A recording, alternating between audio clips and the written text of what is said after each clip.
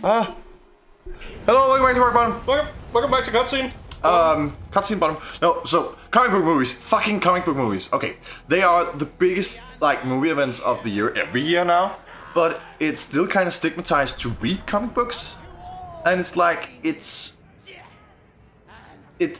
almost become like forbidden to say that I don't feel like this respects the source material enough for me to actually enjoy it, because I mean, a movie can be a good movie standing on its own, but it's disrespecting the source material, I think, is a fair complaint. And a lot of people don't think that, but I think it's fine with like book adaptation and stuff. We talked about Deadpool earlier, and apparently it's pretty good, I hear. So I've heard. Yeah, so I heard. But as I said, I was not convinced by the trailer, because it was the trailer indicated that it was the kind of Deadpool that I really don't like from reading the comics. And you know what? That for me is what a trailer is. It's supposed to show you, come watch this movie because it's like this. And if you don't enjoy what the trailer shows you, I think it's fair to say, okay, I'm not interested in this. So with Batman vs Superman, right? I have some friends who are just absolutely, they worship the Nolan Batman movies. Oh, okay. Right? And I feel like Batman Begins was pretty good, but that also felt a lot more like a Batman movie. The Dark Knight, amazing movie, but it just felt less like a Batman movie. They changed the whole city, and the plot wasn't centered on Batman, and the thing is, people are saying like, this is the quintessential Batman. But it's like the makers of the movie were like, we're taking Batman in a different direction. We're adapting the Batman to be something else. And then I think it's fine to say that, well, it's not the Batman that I wanted to see. This is a different Batman. But people are saying like, no, this is the Batman. And I'm like, this is a straw man argument for like super when I do that voice. And you know what? It's not what I'm trying to convey here. I'm trying to convey that it's okay to say that this is not the source material that I wanted to see. But now the Nolan Batman has become like the golden standard, right? And my friends anyway are like, how dare you, Ben Affleck? How dare you? Wow. But Ben Affleck to me just looks like a lot more of like fucking okay. The Nolan Batman movies, right? They were doing this thing. They were doing this hyper-realistic thing, where you see him from the bottom up and everything, and then they forgot it in Dark Knight Rises. Then he forgot it in Dark Knight Rises, and Magical Rope fixes his broken spine, my first complaint is that after 8 years of having a bullet in the leg, only after 8 years does Christian Bale think to put on the brace that he has on his leg that allows him to kick concrete with no damage. Why? The thing is, okay, the Nolan Batman movies are quite clearly referencing, I'm gonna kill you. Are quite clearly referencing classic Batman stories, but I feel like they're also disrespecting them in some ways. The Dark Knight Rises and Batman vs Superman are both very much inspired by The Dark Knight Returns, the comic book by Frank Miller, where he returns after Jason died. Robin, Batman stopped being Batman, and the whole world passed this bill to sort of illegalize. Is that a thing? To criminalize costume vigilantes, like very much because this was the death of a child, right? Yeah. So Aquaman and Wonder Woman, they both fucked off back to their respective peoples. Superman became a government agent, and Batman. Oh yeah. Batman retired, but Green Arrow kept operating. Status of vigilante.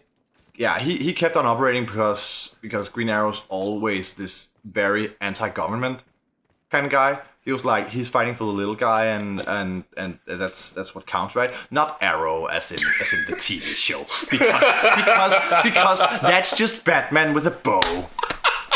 No, but then Superman rips his arm off. Good thing he's running for mayor, right?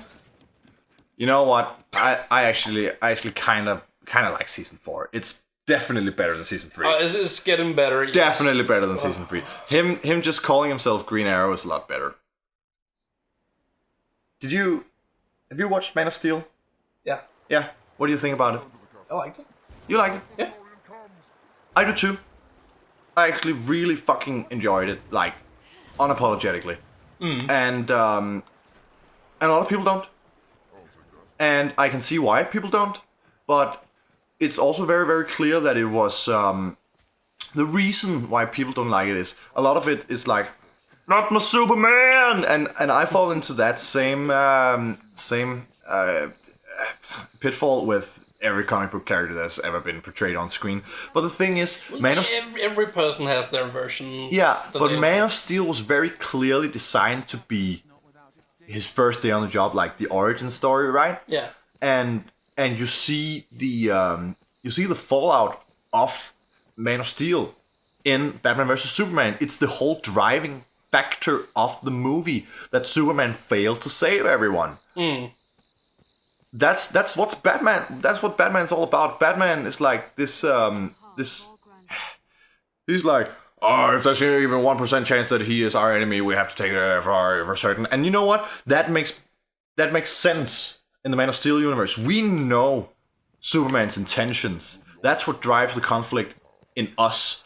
But we can also see it from Batman's point of view because a lot of people died. Yeah. There's another thing that I was thinking about. That's Lex Luthor, right? I was just gonna mention a lot of people don't like that Lex, but I can see where they're coming from with it, because the character that Lex Luthor is traditionally doesn't exist in this world. In the real world, I feel. The character that Lex Luthor is like the head of this huge faceless corporation thing, right?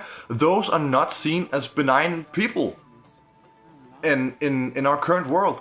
No little guy would look at Jasper. Yeah, I'm sure they would not look at him. No little guy in the world will say, I "Oh, would not look at him." He's horrifying. oh, you billionaire. Yeah, I'll pay your moving expenses. I'll pay your moving expenses. That's fine. But the thing is, no little guy, no little small town America would look at like this big huge corporate asshole and who happened to be rebuilding the city and say, "Oh, he's doing it for us."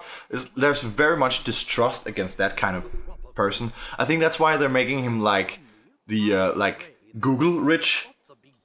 Like he seems more down to earth and also because he's younger and stuff, and he's kind of quirky and weird. That it seems like he's more down to earth so that people will trust him. And it's very important for people to trust Lex at first, only for him to super betray everybody at a later point. And you know what? I can respect the way they're going with it. I'm not going to say whether or not it's the right way because I haven't seen the movie yet, but I understand what they're doing, because you can't keep...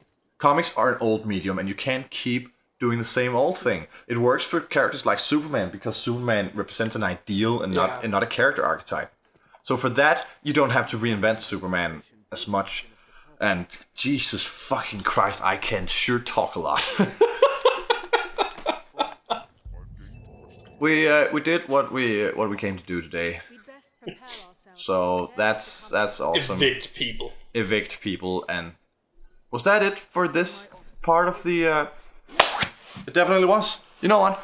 We're going to hear the Duke's directive, and this opens up for a new quest hub.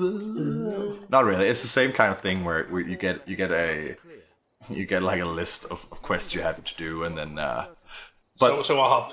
Yeah, a hub. But it's just on the other side of the gate, and we get to meet the Duke now. Ah, cool. Okay, so this is the awaits within. I hope that I didn't skip anything. No, I didn't. Is it night time right now? It would seem so, yeah. Oh. I guess that got cancelled then. Huh. Chasing Shadows, what was that even? Uh-huh. Oh, I had to turn into Mason. That was what we just did. The whole salvation quest. I had to turn into Mason and not this guy. Oh. I guess. Okay. The thing is, if it's night right now, I may just get thrown in jail for going in here. Oh, that's great. Man. Oh, hello. This is Festy. That's his name. Oh, God. I can actually purchase this outfit for you. Would you like that? Okay, I will do it for you.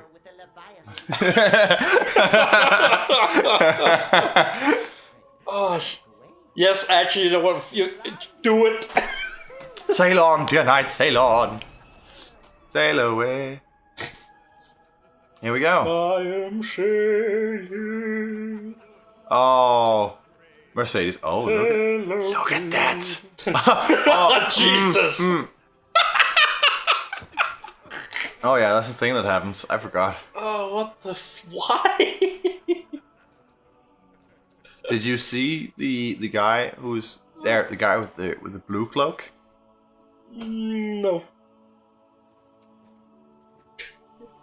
Oh, this frame rate is perfect. It's not. There we have the Duke. Duke Edmund Dragonsbane. Hey, Duke. NaNaNaNaah, NaNaNaNaah. Hey, Duke. I fear your crown outshines my own. Ah! Damn right. Look at him. That's the armor. Huh. Yeah, I know, right? Right. The shitty armor. Yeah. Just take off the goddamn hat. What's wrong with you, Leopold? Oh, everything. There's a lot wrong with Leopold, let's be honest. By my command, Oh! every road in Francis shall That- be open to you. That sword is significant, I think. Huh. I think that's the thing that you get. When you cool. do a certain thing in the story. That makes sense. Your efforts help deliver us from Because, as long as that damnable beast you know, remain, accept any help on offer. the Duke was also an Arisen. Huh. The Duke was also an Arisen. Interesting. Yeah. I know. It is. Hey, Duke. All through my reign, Edmund Dragonsbane. this danger. And so I gathered men into arm, and then you pray. Yes. Okay, so he has... I still got the goddamn hat on. Hey, Mercedes. Is your phone ringing? No, No? not anymore. No? Hey, Julian. Yes, I'm not going to talk to you because we really have to end this now. So, thank you very much for watching. Like, comment, and subscribe, and we'll be back with more Dragon's Dogma very, very soon. Absolutely. So, bye. Goodbye, folks.